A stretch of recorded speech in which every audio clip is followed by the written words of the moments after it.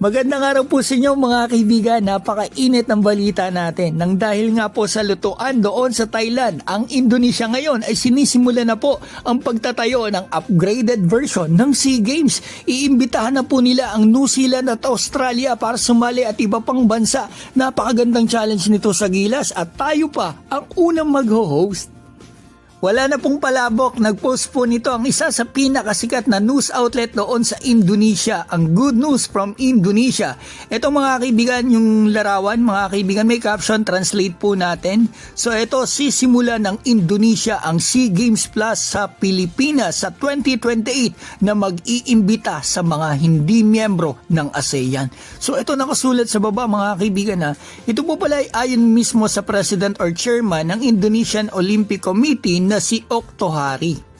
Oktohari stated that Indonesia initiated the formation of SEA Games Plus which is planned to start in 2028. So ibig sabihin mga kaibigan, hindi tatama sa mismong SEA Games kasi every 2 years meron ng SEA Games. So ito meron ngayon taon, so 2027 Malaysia at ang susunod na host. So after ng 2027 SEA Games, ito na po SEA Games Plus.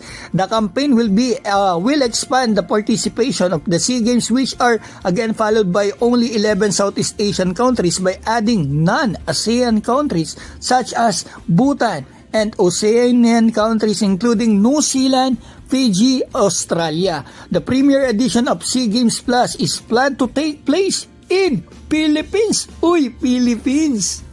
Ito yung nakasulat sa baba mga kaibigan, paiksiin ko na lang, punta ako dito sa parang punto nila, nakanote dito, yung SEA Games daw ngayon have been often influenced by the interest of the host. Parang yung mga lutuan mga kaibigan. So yun nga, ang maaaring naging dahilan talaga kung bakit nila gustong itatayo etong SEA Games Plus. Ang nakakatuwa pa mga kaibigan dito, bukod sa napakagandang challenge nito sa Gilas Pilipinas, kasi mga kaibigan, nandyan yung New Zealand at yung Australia, malamang sila yung makakalaban natin sa semis o finals. Siyempre sa elimination baka makalaban pa rin, pero sila yung makikita natin sa dulo.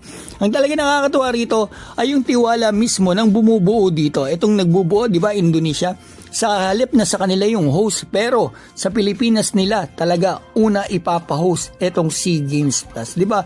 Parang sinabi nila na may kakayahan tayo at tiwala sila sa pamamahala natin sa mga ganitong uri ng competition. Tingin ko po mga kaibigan, bago sumapit yung 2028 ay hindi lang ito 15 teams mga kaibigan. Kung inimbitahan nga nila itong New Zealand at Australia, hindi malabo na itong China, Japan at Korea ay makasali din, which is mas maganda. At ang maganda pa, nakita natin dito sa SEA Games na ito, di ba, walang FIBA break. Pero yung Japan B-League, pinayagan yung player natin, si Bobby Ray Parks. So dahil ito nga mga kaibigan ay magiging very high skill level na, parang FIBA Asia Cup na, etong SEA Games Plus, ay tingin ko baka balang araw ay eto sila kay Soto, sila Dwight Ramos ay payagan na rin nitong Japan B-League kasi nasimula na napayagan na si Parks. So hindi malabo mga kaibigan. Tingin ko talaga kailangan na natin sila kay Soto dito kasi tayo pa yung host mga kaibigan. Di ba napakaganda? Sigurado yung player nandiyan naman palagi yan para magserbisyo sa ating national team. Tapos ang maganda pa, makakauwi ako sa Pilipinas pa ang venue. Mas masaya.